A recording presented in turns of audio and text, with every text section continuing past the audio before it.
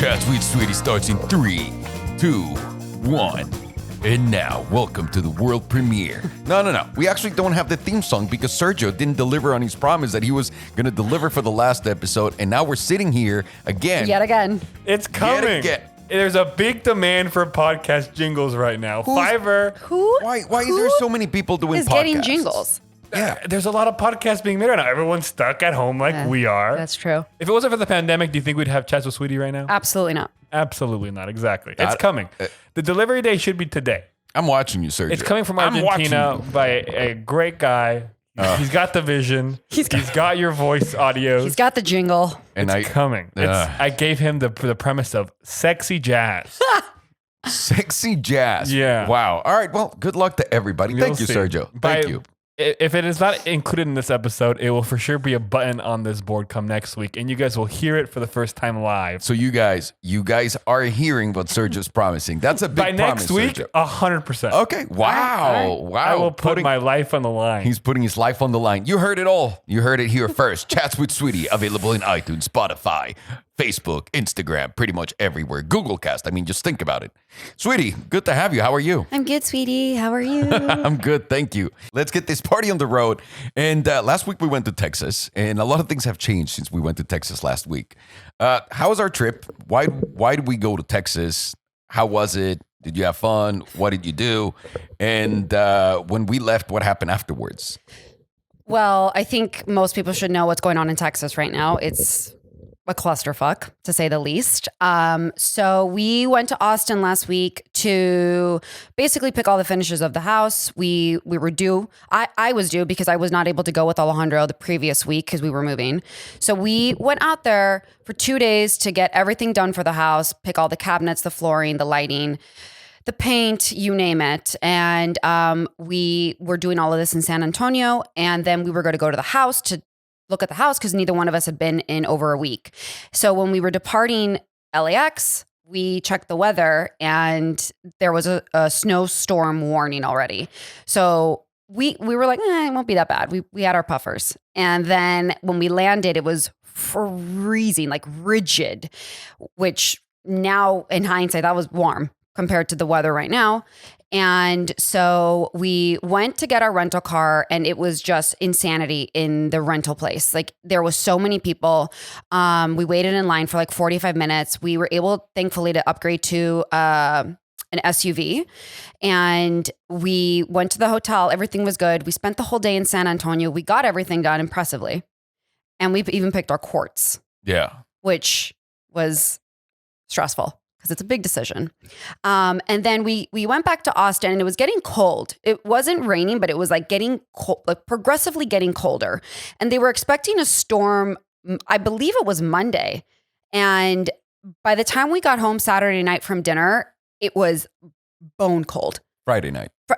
Friday night, bone cold. And so Saturday we were supposed to go to the house at 9 a.m. to meet AT&T. And our realtor actually, who was going to meet us also, sent me a text while Alejandro was in the shower and was like, do not get on the road. There's ice everywhere. And she said that she had actually already like her car had spun. And she was like, don't get on the road, whatever. So I told Alejandro, okay, let's just like wait it out. Cause our flight was at 3:45. So we kind of had all day and afternoon. And finally around 10 a.m. we were like, well, let's just try. So what usually is a 30-minute drive took 2 hours, would you say? Easy. I mean, Alejandro was driving about 30 miles per hour. And you tell us, you drove. Was it scary driving? No, I think it's just stressing. It's just a little stressful because of the other people that don't know what they're doing, right? Yeah, right. So we saw accidents and whatnot, and you just don't want to be in the middle of someone else spinning. I mean, you saw that woman. She was like, what is that called? She fell like a ravine with her car. She was down there to the side. Yeah. Yeah. And when you got out of the car, it literally looked like he was ice skating. Yeah. I mean, he was everything. All of the street was so slippery. What was the highway? The highway. Yeah. I almost fell in the middle of the highway. And, but that's why we got the Escalade. We needed something that could be heavy and all-wheel drive so we can get there. And we made it. Yeah. Well, barely. because the street that goes to our house, we were literally a mile out and there was an accident. And so we kind of waited it out to see if maybe like we knew nobody was injured. But where it was, what did the guy say? If the opposite direction couldn't see because it was on a hill. No, the guy got into the accident right in the middle of an upside, like in a downhill. That's a turn. So people coming from either side couldn't see the other side. Yeah. So we ended up going to just to eat something. We were able to go back, get into the house. It was so cold. Alejandro almost died multiple times trying to open the front door. And then, but there was a lot of remodel that was done. So what is the ceiling thing called? I don't know what the drop downs are called, but those got removed. Yeah. So the ceiling is now the highest it's ever been. Yeah. I forget what it's called, but they removed that extra, basically like, it's not drywall, but it's like. Yeah, it's drywall. It is? Okay. So they removed that. The floors were all ripped out. The shower was ripped out. What else was done? The media room, they had already, were the doors there? Yeah, One of the doors was there. So that was exciting to see the house. And it was crazy. Alejandro walked in the backyard. I sent him the photo actually yesterday and it's just frozen. What's weird is that the pool didn't freeze. Yeah. Maybe it's frozen right now. Yeah, for sure right now. So then we decided to go to the airport early because we were like nervous about driving. I actually thought the rental place was going to be a nightmare because so many people rented cars to return it. Yeah, me too. Surprisingly, it was empty. It was, we were in and out. And then we just waited. I didn't even say this, but I was so scared our flight was going to get canceled because it was progressively getting colder and then it was starting to rain. It was raining actually by the time we got to the airport. So luckily we made it back to LA and then it started snowing Saturday night. And then Sunday it was just covered in snow. So basically what's happening in Texas right now is people are out of power, gas. I don't know if I already said this. Internet. It's a state of emergency what's going on in Texas right now. And it's not just Austin. It's Houston, San Antonio, Dallas. Like it's bad. Yeah. I mean, I don't think they're used to those temperatures there. That's why nobody knows how to drive there. Because I'm pretty sure people in Minnesota don't have the problem that people in Texas are having driving their cars, right? No, or like New York. Or like New York, yeah. You know? Yeah. No, as we were leaving on Saturday, I remember just looking at the weather and the storm was getting closer and closer to us. Yeah. It got really bad. And then right now there's like you said, everything is closed. Roads are closed. You can't go anywhere. There's no water. There's no food. There's people waiting 7 lines to go to the grocery store. 7 hours. What did I say? Lines. 7 lines. Just there's probably 7 lines too, honestly. So, I mean, it's really bad. Do you think it's going to happen now every year? Well, you said yes. You think it's going to happen every single year now. The fuck do I know? Well, I mean, you read a lot and you watch a lot of YouTube videos about cars, about science. Well, yeah, yesterday. So basically Monday we had discussed like, okay, like when are we actually making the move?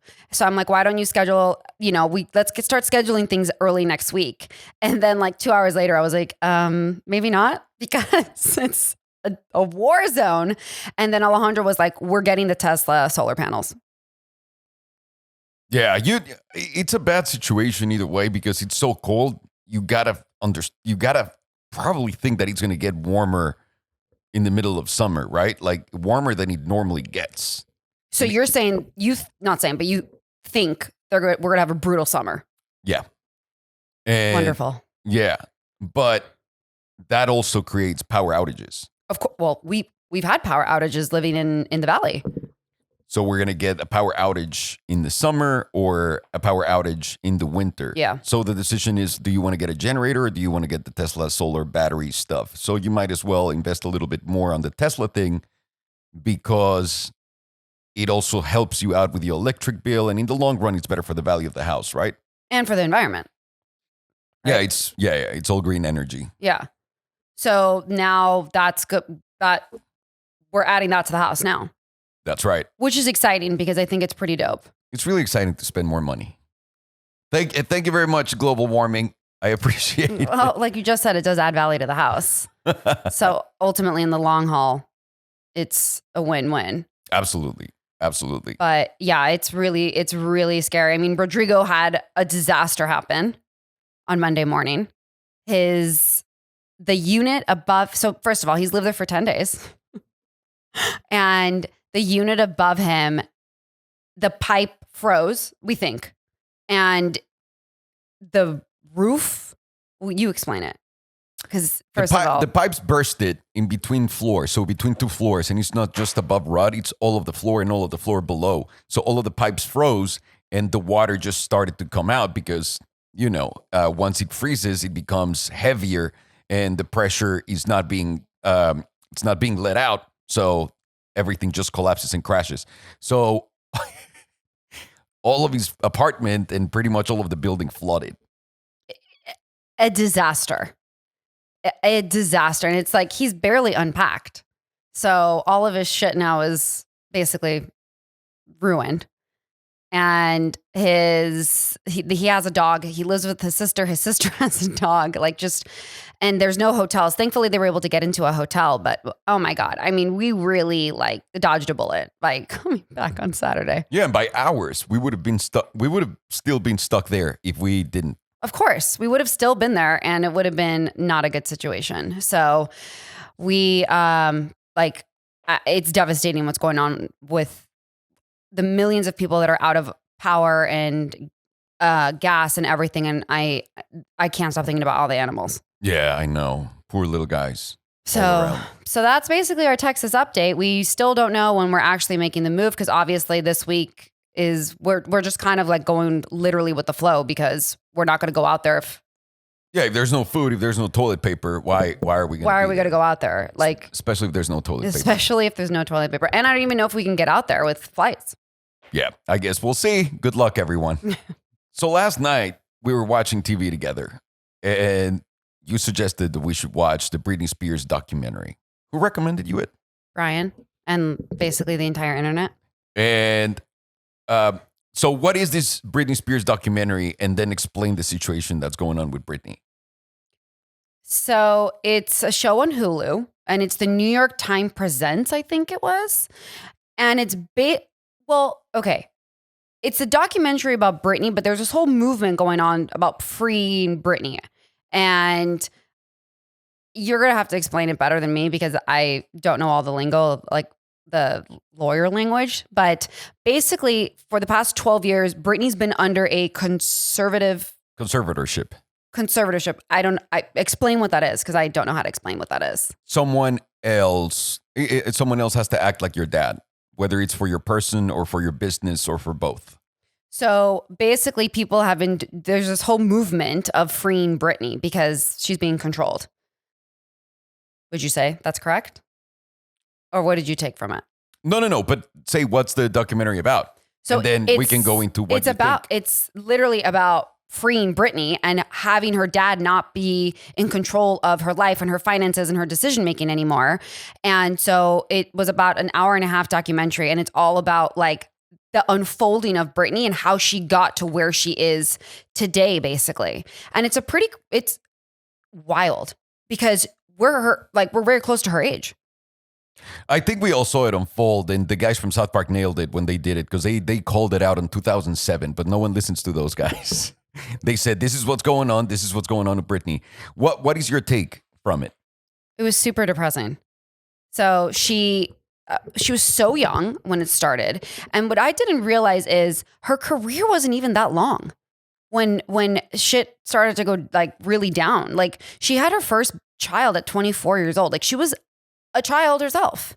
So she basically, the paparazzi and the way they invaded her life was absolute insanity. And I actually saw something last week how they were saying, people will never learn because kind of the same thing happened to Marilyn Monroe, Princess Diana, and Anna Nicole Smith, where it was this constant scrutiny, spotlight, intensity in these women's lives. And literally Britney lived it, so extreme. And basically after she had her second baby, that's when everyone was saying that she wasn't, capable of taking care of her children or herself or making decisions. And that's when the how do you say it? Conservatorship basically went into play. But the crazy thing is that she was making millions and millions and millions of dollars still. Like the paparazzi was saying, like they could sell a photo for $1 million. So after watching the documentary, let me ask you, what was your take on it? What was it right? Was it wrong? Whatever's going on with her, what's going on with her? What is your theory? Because I think that's what everyone's getting out of it, right? Everybody thinks that they understand what's going on with Britney and that they should free Britney. What's your take on it? Should they free Britney? I don't know, because she's definitely not well, like I think it's really sad, her life. And like she really had no one really solid on her side.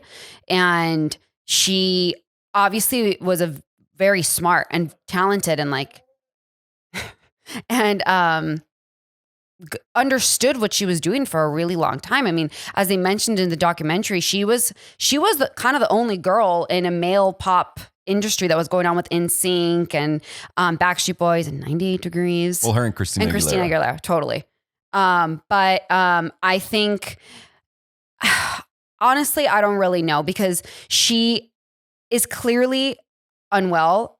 If you see her on Instagram, and she's medicated for sure. So I think she should not be in control necessarily of her finances, because I think it would just crumble. But I also think it's really sad if her dad is telling her, like, perform here, perform there. Like, you can go on tour here, you can go on tour there. So I don't know. What do you think? I personally think what we all did to Britney Spears, because it's all of our fault. It's not just the paparazzi. Well, I think we all did it by just keep chiming into her life, making jokes about her. But specifically the people that are the most responsible, I want to say, once social media came out, anyone with a social media account that attacked her is pretty responsible for her state of mind. That includes me. That includes, I want to say, everybody that I know. The biggest problem that this woman had was she got famous in 1999 when she was 17 years old, and it went from 0 to 100, right? The next day, she was super famous, incredibly well-known all around the world. There was not a spot in the world where she could go and hide. Yeah. None. And that was at the time when paparazzi and all the magazine bullshit, Perez Hilton, Sugar, TMZ, all of those guys started coming up, because all they were doing is making sales of her images.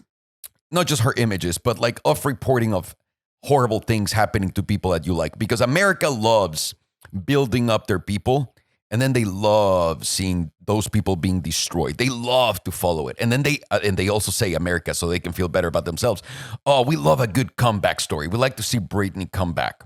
And then as soon as she's back and she's doing everything that she was, because she had like a comeback, everybody went after her again and like destroyed her again and made sure to do that.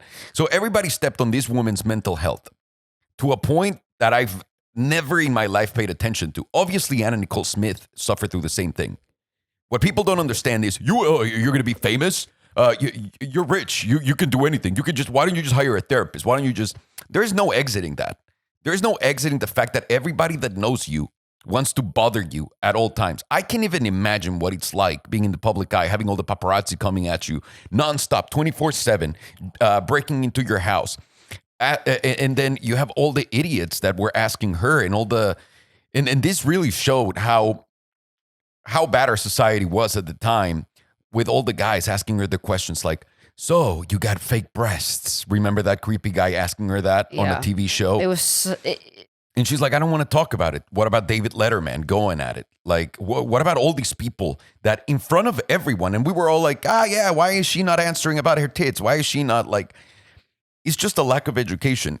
Everything that happened to Britney to get her to the place where she is at right now is what we're doing to ourselves in social media amongst ourselves right now. So when I say that people look back and look at cigarettes, and when people used to smoking planes and go like, that's fucking crazy. Why would anyone do that? Like, how stupid were they? That's how we're going to be looking back at this right now. Just like we're looking back at Britney right now and going like, whoa, that was fucked up. Because we're still doing it to Miley Cyrus. Anytime Miley Cyrus comes out with anything, we try to fucking destroy that girl. Every single time with any piece of news, whatever it is. It's part of our society. We're a jealous culture because we're told that we're able to do everything. This is the American dream. And unfortunately, if you don't achieve it, then you start to be resentful and you start to fucking hate those that have done it. And then you start to feel better about yourself by saying, oh, at least Britney's a bad mom. At least Britney got fake tits. At least Brit. And then you start to make yourself feel better that way doing this. So what we did to Britney is something that we're still doing with this Free Britney thing. The reality is we shouldn't and nobody should be talking about her anymore. Yeah. It should be forbidden in the press and everywhere else to talk about this woman because no one can understand, especially if you've never had any sort of fame or attention or any sort of light like that shined on you. If you've never had that, you just don't relate to that. Just like you don't relate to a black person if you're just a white guy that says, but I fight for their rights. Shut the fuck up. You don't understand. You don't come from their background. You don't know shit. And it's fine to understand that. And understanding that will allow you to understand that you don't know shit and that this is a problem for someone else to deal with. Not you, not your opinion, not your voice, because you're not in that place, because you've never been in that situation, because you don't understand where that person's mind has gone to. So the Britney thing it's a rare phenomenon because nobody understands why she's in a conservatorship, in this conservatorship. It's a hard word. It's a hard word.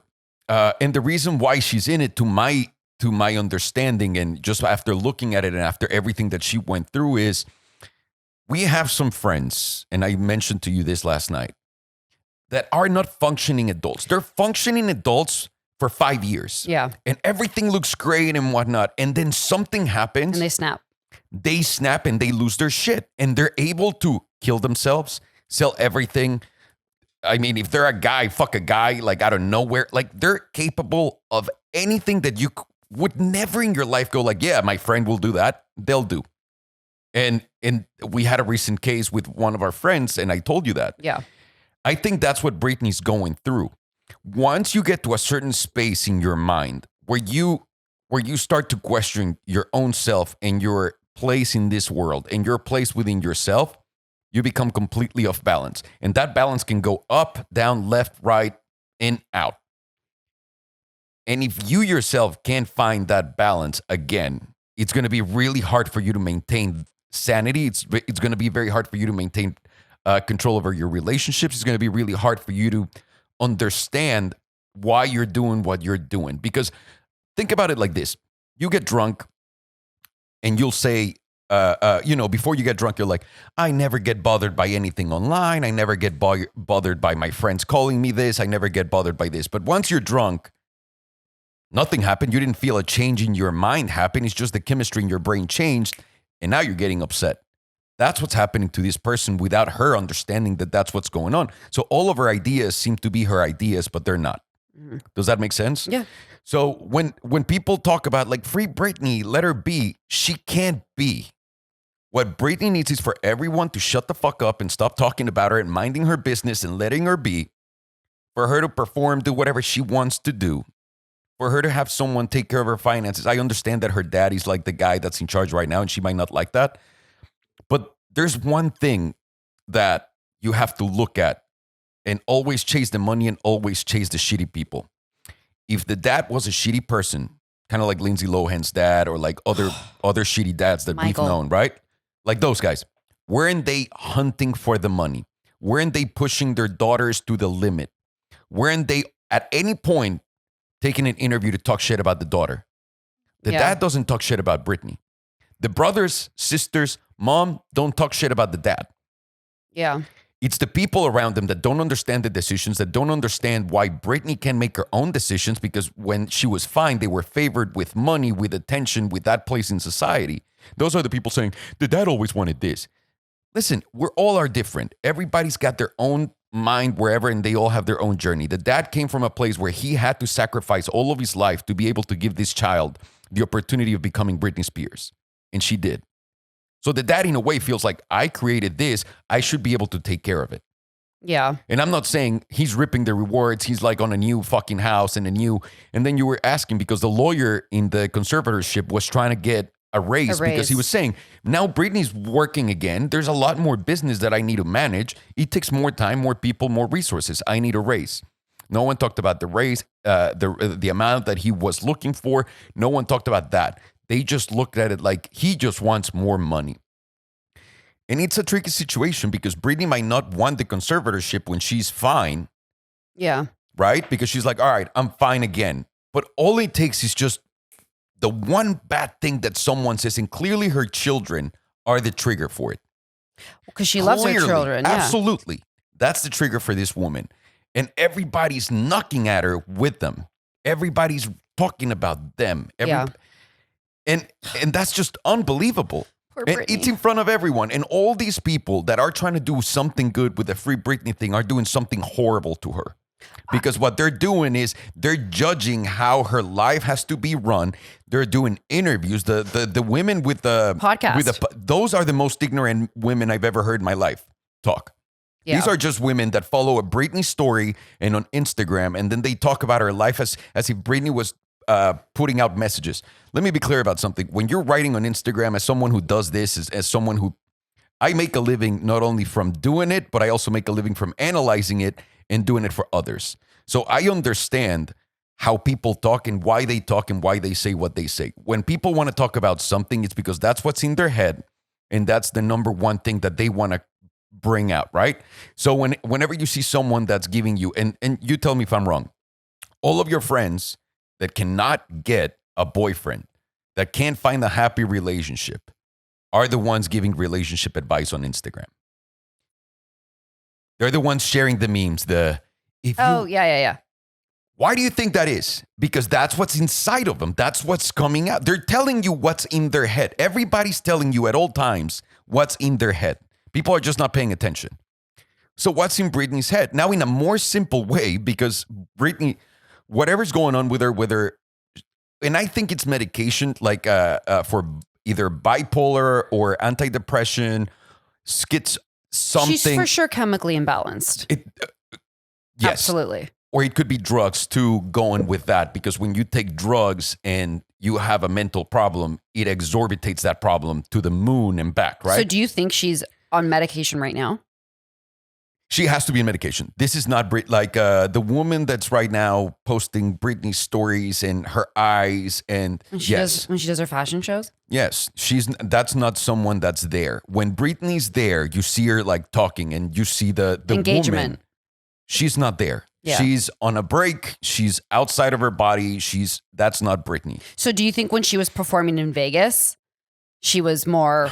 Some. I mean, I saw her. Some. And you know it's some. It depends on what date, what era, what was she going through. I'm not here to judge her. I'm not here to tell you this is what she was on. This is what I'm saying is this is clearly someone chemically unbalanced at that level in the head. 100%. And these ladies are saying that she is giving out clues to people about. Correct. Like she posted. That is my problem. She's not giving out clues. Hints.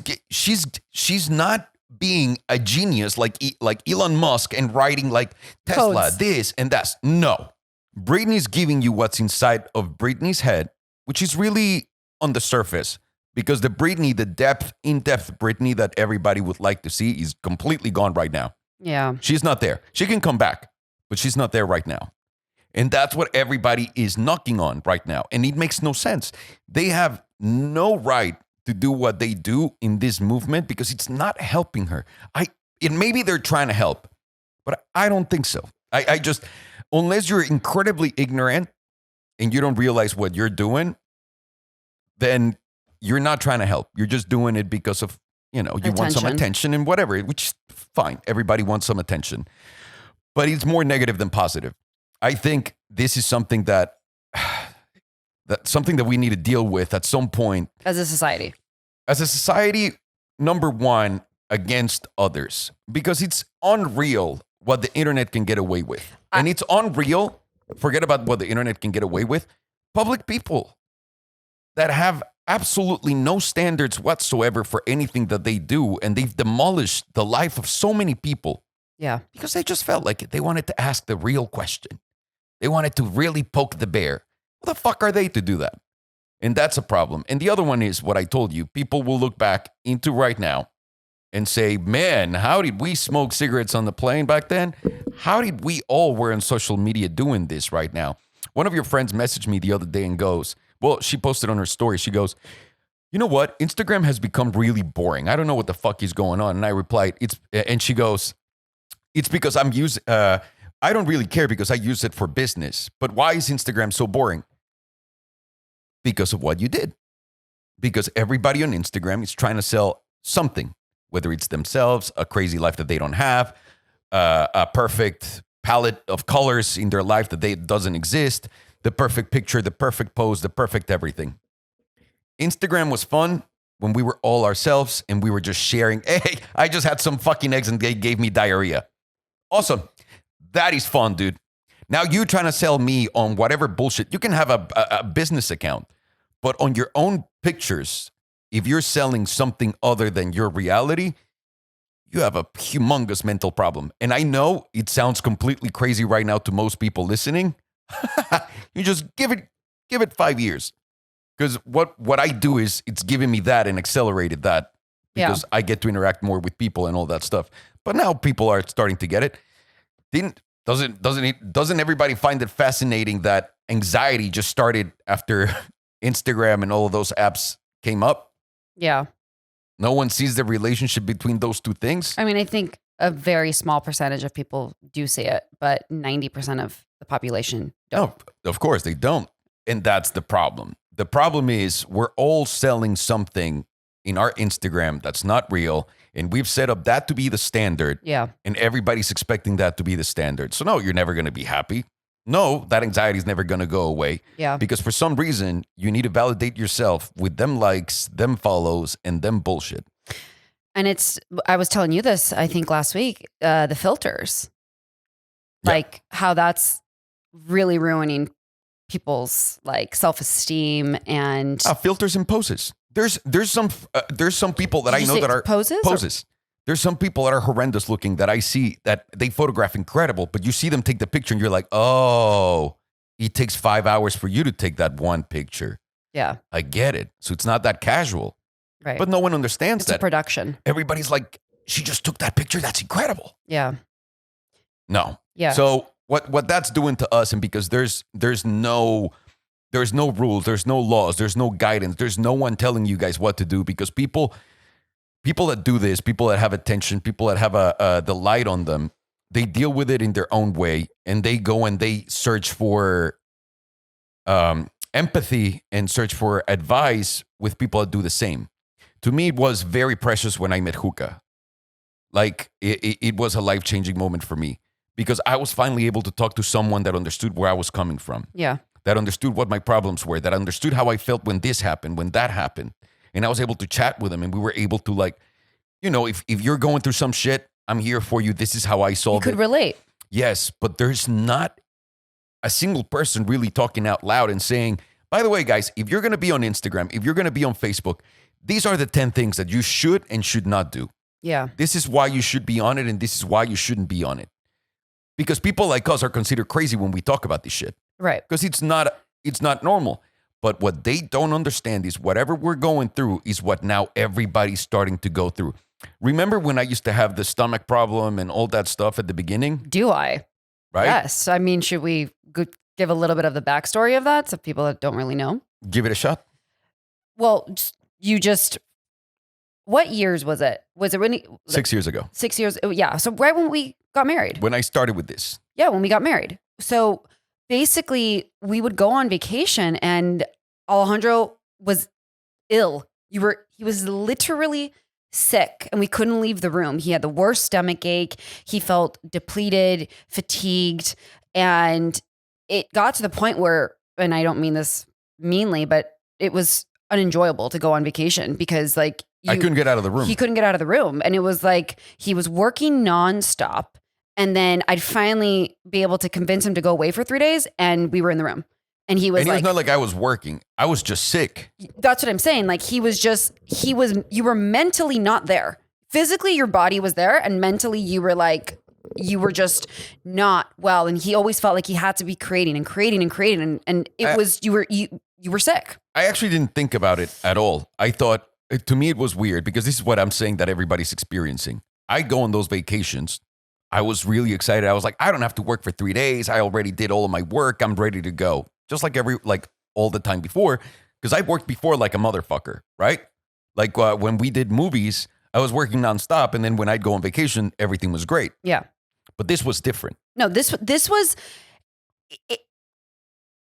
we couldn't figure out what was wrong with them. And really what was going on with you is you had insane anxiety. Because I went to the doctor and I was like, what the fuck is going on with me? They did an endoscopy. Yes. I mean, everything. You guys, everything. We got everything done for him. You got an MRI, you got a scan, you got all these things. And no one could figure it out. And no one could figure it out. He was literally like, he was miserable. Obviously, I was miserable. But only when we went on vacation. It was me. It was me he was miserable with. It was not all the time. It was not like we were home and I had this problem. It was not. It was when I left. It was specifically, but you weren't like this when you were traveling for work.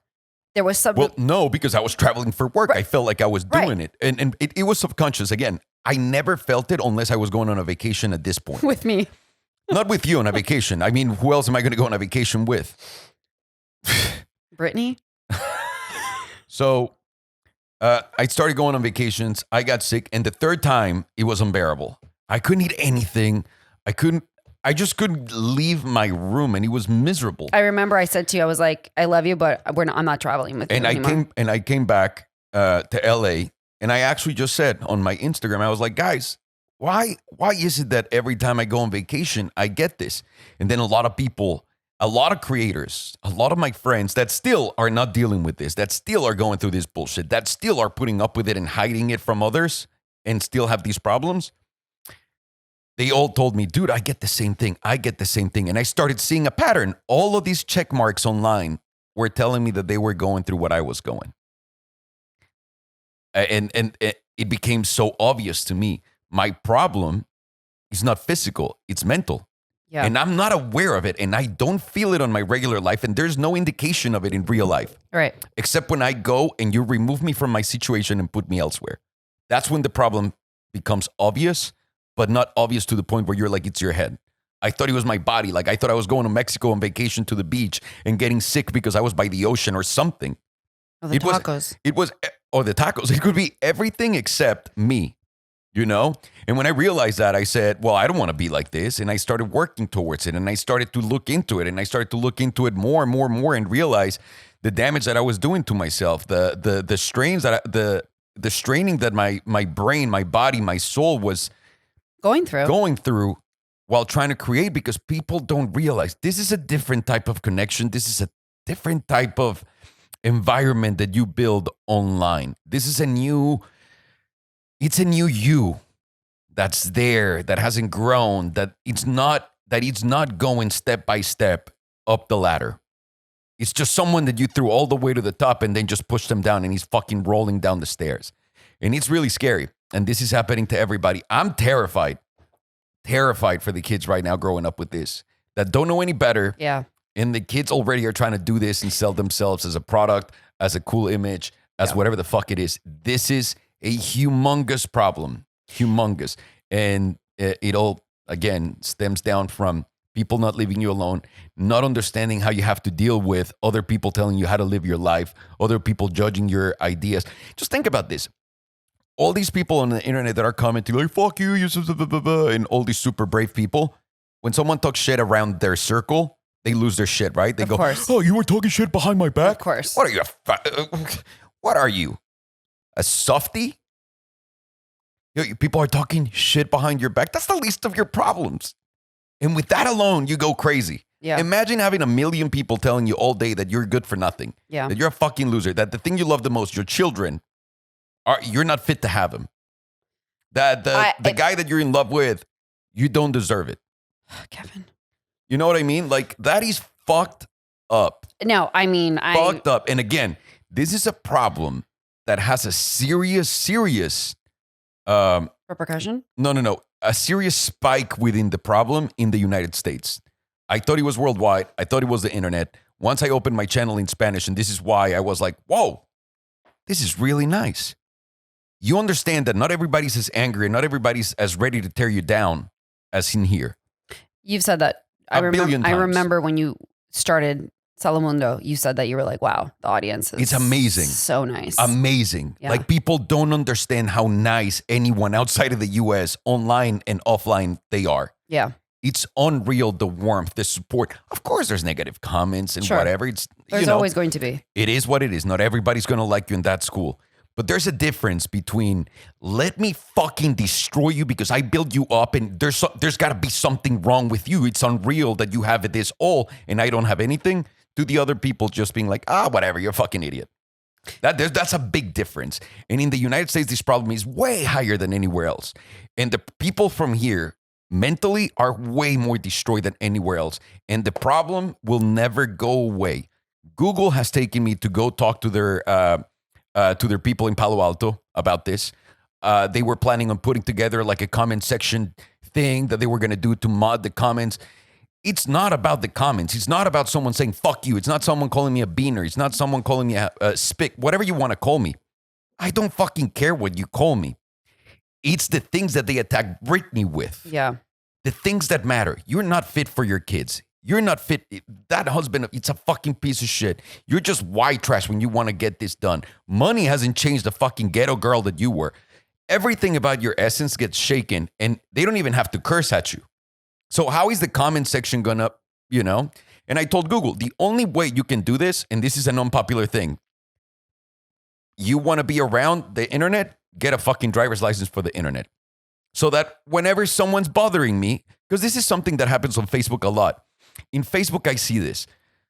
Facebook is, a lot of people give it shit and forget about how it's run and all that stuff. But Facebook is a great platform because most profiles are real profiles. Yeah. Most people do have their picture there. Most people do have their life in there. Like there's not ghost accounts. So whenever you open a Facebook, whenever you do a post on Facebook and someone's insulting you, you'll look at their picture and you're like, oh, he's just a fucking kid. And then that comment, like that goes away.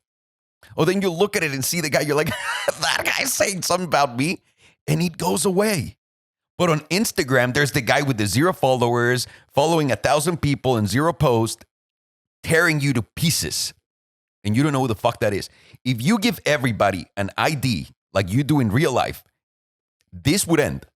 Yeah. This would absolutely be cut not only in half, I mean, it would almost disappear because people don't have the balls to say, and this is what I asked Google when I went to their panel and I did it. I said, how many of you guys today on your way to work got someone to tell you, you look ugly, you look fat, you look like a fucking piece of shit, you're not fit to be a mother?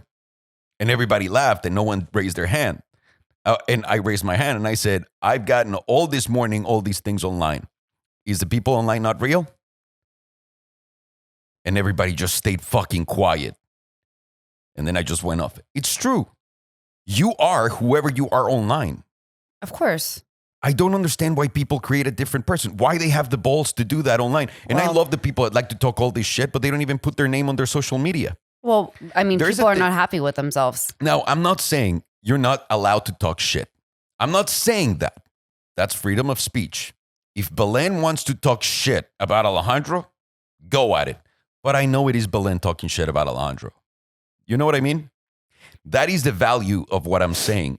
It shouldn't come from a bunch of ghosts and then people in the media. And I told Jeffrey, well, I'm really good friends with Jeffree Star. I love Jeffrey. I think he's one of the coolest fucking dudes in the world. It's pretty dope. And I tell him, I don't fucking understand and I never want to be in a place like you. Like, I don't understand. To me, I've gotten levels of comfort as I've been rising through the ranks of social media, if you want, or attention or whatever.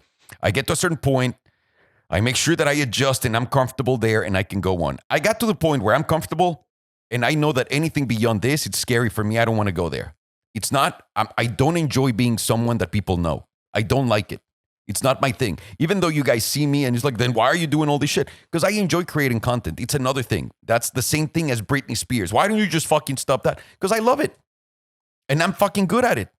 I shouldn't stop it because you can't control yourself. Yeah, You know what I mean? It's not about me. It's about you being a fucking dick.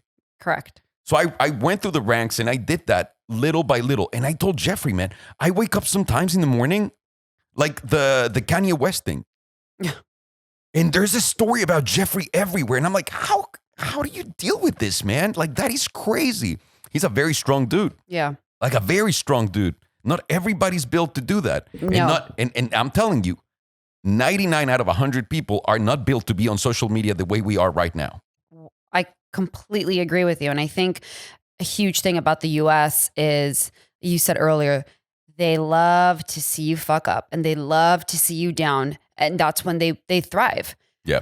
And Britney is a perfect example. Like, and there's obviously a lot of other celebrities too, but like people like you more when you're down. I mean, even when the Senna burned, people were like, yes. Yeah.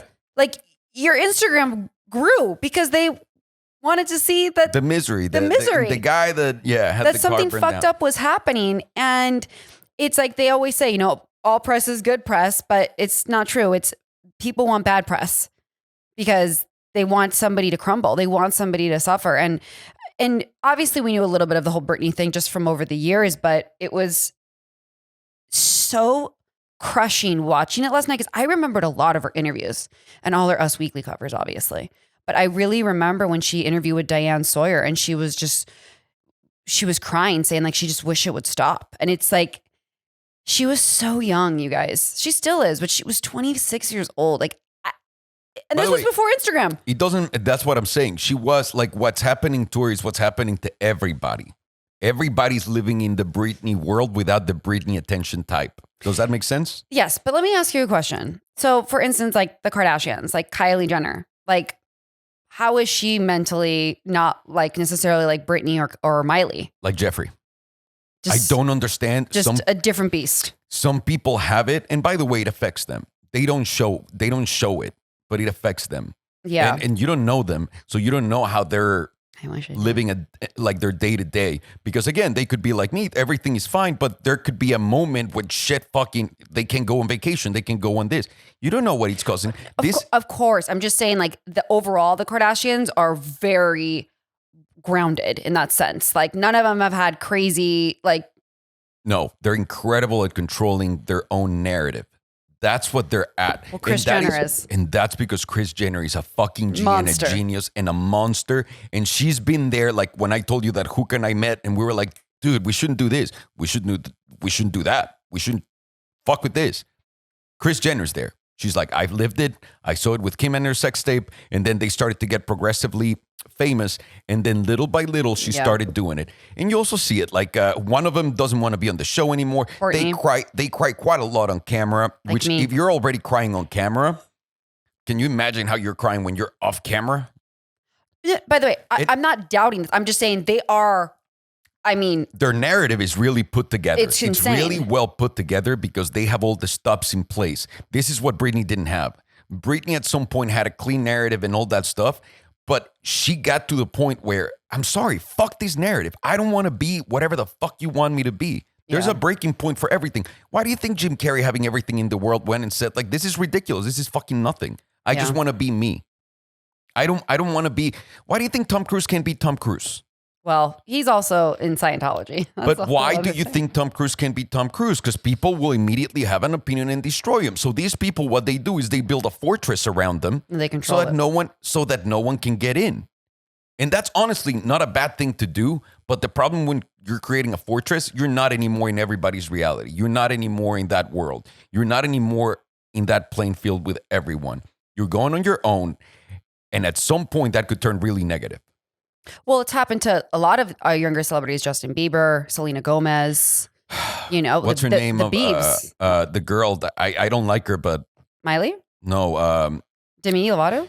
Demi Lovato. She really fucking went through it. Too. I feel so bad for Demi Lovato. And again, this is something like I had an opinion and whatnot and all that stuff. Yeah. I feel horrible for her. Yeah. I feel horrible for her. And again, it's not about you not talking shit. You can talk shit and do all the jokes. But if you're doing it, show your face. Have the balls to go and point the finger with your fucking face on it so that you can get some back. I think to get back to what you were saying earlier about like the interviews with like Jay Leno and stuff, like poking at Britney, it, like you said, the mental health aspect was taboo. Like no one, still is. I agree. It's not only still is. It's unreal how little people talk about it. Yeah, and you really like it. it was so gross and just so tasteless what they were doing. And it's like, and people in the audience, they were on Jeopardy. Yeah, they were all laughing. People in Jeopardy, when they were like, "What did Britney Spears lose?" And the guy goes, "Her mind." And then that was answer number 3. And it was like her husband. I thought it was pretty funny. But honestly, He did laugh. He did. But it really made me sad. yeah. But that's what we're all going through right now. I feel bad for Brit. I know. So don't watch the Britney Spears No, thing. watch it. Just do this. Just stop talking about her. Period. Let's never talk about her again. For her own good, not for anything else. Yeah. And after all that heavy subject, let's just talk about how to communicate better and solve problems as a couple. Oh, great. Well, you should go first because you're really good at it. How to? No, I think we have different approaches. So how do you communicate better and how to solve problems? I was the one asking the question. So But I did come up with the question. So go ahead. I think for me, I try to tell you whatever I try to tell you. And if so whenever we have a problem, I try to attack it. I don't try to just fucking keep it as is. Or if I keep it for a little bit, I try to go for it. And I'll talk to you and tell you. But if I see that there's no reaction from you and you don't understand the problem, you keep arguing against me instead of going like, got it. If you feel attacked by me saying, you know, I don't appreciate you talking to me like that. And you go, what? You're saying that I treat you like a piece of If you act like that, I know, and this is not only with you, but with most people, I know that you're not listening to me. So that's when I do the Bella technique. The one where, all right, let me show you what I'm talking about. He's been doing it a lot lately, by the way. And I put it in front of me, drop it off, and let you see it with your own eyes. And then you hate it. And then I go, exactly, that's what I go through. And it works. And sadly, we're going through it right now, actually. And sadly, that works. So that's the way I solve my problems. Might not be the best, but it fucking works. It's not the fastest, but it works. And I do try to talk it. It's really important to talk, but there's also the reality. 99% of the shit that you are talking about, people are not listening.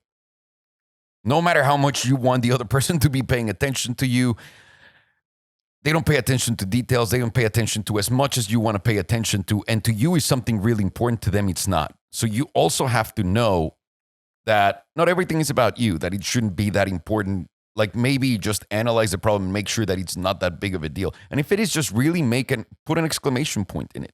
You know, like really understand where I'm coming from, understand what I'm suffering, understand why my background why this problem comes from this background that I come from.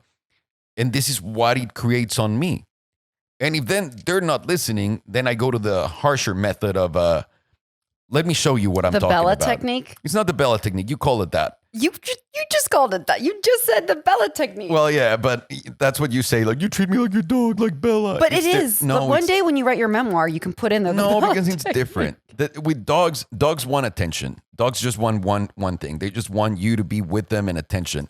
And it sucks, but when they're not doing as they're supposed to and you want to show your pack leadership, instead of hitting them or anything, you ignore them when they behave bad. You don't give them a negative. Ignoring is not a negative feel. It's not like, fuck you, and you're just mad and want to slap them. You're just like, it sucks for me too, right? Because Fiona's adorable. But when I have to ignore her, I have to ignore her so that she knows she's not doing well. Well, silence is like the worst thing you can give someone, right? Like you just said, like you can be there mad, but silence is like way more harsh. But I think it's to them. I think, yeah, and also to people. people. Like, yeah. And I honestly, but that's where it's a different one because I go with when someone takes from my life, there's a breaking point. After you took, I just go into the, all right, bloop, delete it. I don't need to explain to you. I already did. I already told you. You and I are just never going to talk again because you're not getting it. You don't understand. You're just one of those -1 people that exists in the world. So done. It's not about the silent treatment. The silent treatment works in certain ways. It works in certain things. Well, Like, of course, if it's related, like if you're telling me like, oh my God, you talk a lot. All right, I'll shut the fuck up. Then I'll let you talk. And then you'll understand, wait. This is what's going on. Why, you know, it opens your eyes to it. But if you're talking to me about like, oh my God, you're so fat or you're so whatever, I'm not going to give you the silent treatment.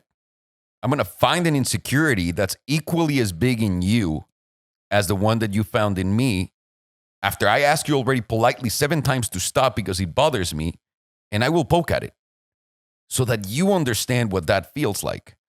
And you go, oh, this is the feeling you're talking about. Got you. Because for some reason, this is not something that everyone understands. If someone tells me, please don't poke me there, I stop. But to a lot of people, it's just, maybe today, maybe tomorrow I'll continue. I'm very sensitive towards that because I don't like when people do it to me. I don't like to do it to them.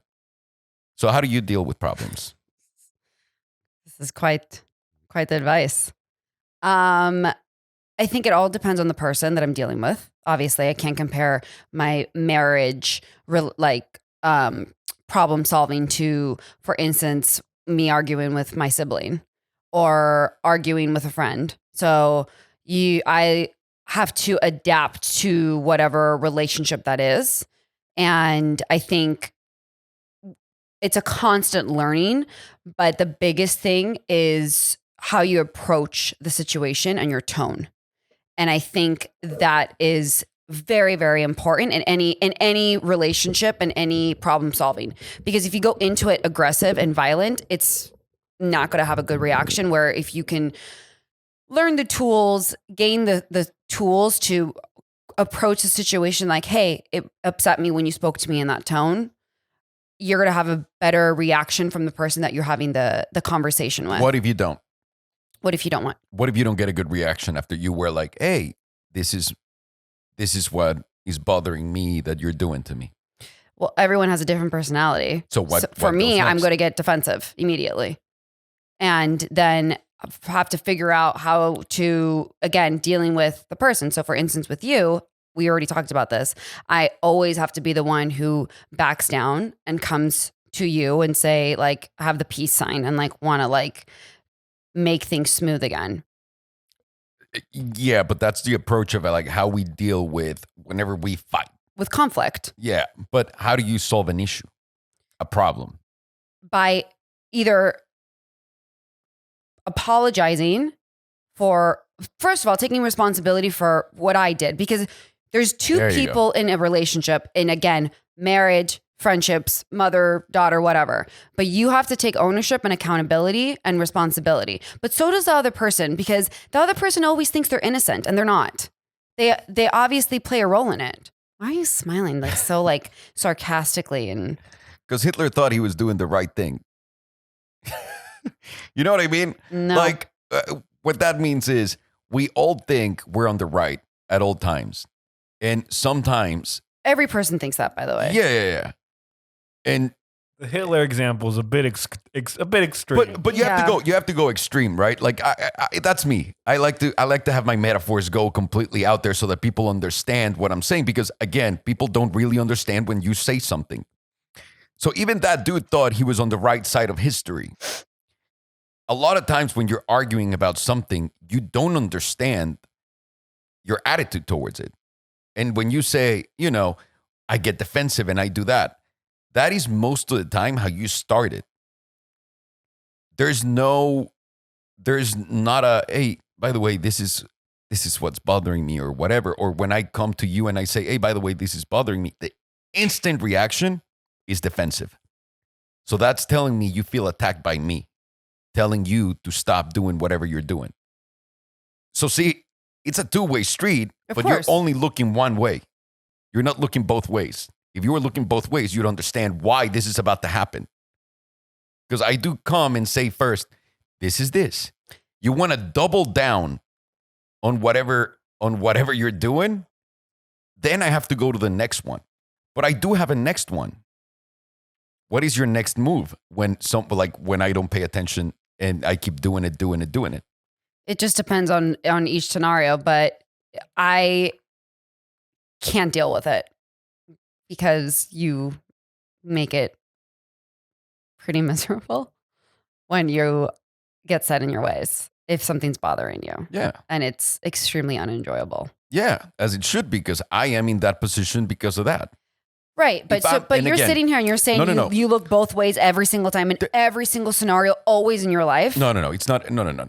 This is babe, I've been getting better at this as I Sure. go, right? And again, this is something that, for example, do you ever talk to a friend of yours, a fucking brother, sister of yours, parent of yours, and the moment you start telling them, oh yeah, I went this, and they immediately get defensive about it, and they start going like, why are you telling me this? Why are you like, blah, blah, blah? Do you never get into an argument that you go like, why is this an argument? Why am I being attacked? Why are you getting Yeah, defensive? of course. That's exactly my point. That attitude, that stance on something that you're talking about comes back instantly as a, wait, what you're doing is wrong. And then you become defensive and then you think you're the victim in most of those scenarios. Well, I understand I'm at fault a lot of times. I take the note and I try to move forward with the note. Mm-hmm. I do. I try. And if I fail and if you tell me again, I'll fucking try again. And if then at that point I keep failing, was that your stomach? Holy Yes. shit. Did you hear that? Wow. I haven't eaten. Wow. And if at that point it still happens again, then most likely either I can't do anything about it because I'm just that asshole or I have that problem or there's nothing I can do, Mm-hmm. or you're going to tell me to fuck off. But that's it. I do try instantly to understand. And when I catch myself being aggressive towards like, then what are you doing in an argument? Like when I catch myself becoming the defensive guy, that why, like, are you serious? I try to stop myself at all costs, halfway through it. But if I'm going in, if you poke, and I'm telling you, don't do it, but you keep going and you unleash the beast, you're learning your lesson. And it's not just you. I'm saying in my world, Well, obviously, we're anybody. talking about how, like, Anybody. tips on how to resolve a problem. This isn't about how we resolve our marital problems. Yeah. That's what I do. Because if you don't understand, if you don't see the problem, this is something that happens to me with we used to have an employee that used to tell me, man, all these people are fucking up and they're fucking up this and they're fucking up that and they're fucking up this. Who's in charge of all of that? Me. And all those guys are fucking up always. Yes. Don't you see the common ground here? You're the common person in all of these fuck ups. This is on you for not being able to predict that problem, for you not to understand that that problem will come up, and for you to attack that problem and solve it before it happens again. Does that make sense? Mm-hmm. There's a prevention. There's a way of doing it. But when you're in the situation, you think it's everyone's fault except yours. Everybody's fucking up except me. I try to be as accountable as possible because I think that's one of the things that we lack the most as humans is understanding where you're standing and what's happening to you and what you're doing to others and why the things that are happening are happening. No one thinks and analyzes. You just go with a reaction, whether it's positive or negative, period. Wouldn't you say? Yeah. Sorry, my stomach was No, it's okay. grumbling again. That's why I deal with the problems the way I deal with. And it's not being aggressive. And I don't have to tell you like, fuck you. I don't even have to do any like macho thing, nothing. Yeah. And again, I think because the whole point of this topic was like advice and tips and stuff, I think that one, taking accountability It's huge. is the first step. And two, I do think tone and approach is really important. Like I know if I go to you calmly, it's going to have a much better reaction than me like screaming at you, which we don't scream. We really don't. We don't yell. But because I always remember right when we started dating, you were like, don't ever like point at me or like go like this. Cause I remember you saw one of my friends doing that and you're like, if you ever do that or talk to me like that, like this is not going to work. Oh yeah, because I can also do that back better than anyone. Well, I think I can make the biggest show in the restaurant too. Well, it all comes down to no one deserves it. It all comes down to respect. So you have to respect whether it's your partner, friend, parent, colleague, whatever. So we're taking accountability, having respect for that person, and the tone. And one more thing that you've said before, I think that I've been doing more of is writing down again, whether it's your boss or your friend or whatever it is, and figuring out first like what's triggering you, and then try to make all those things work with the person you're having the conversation with. That's right.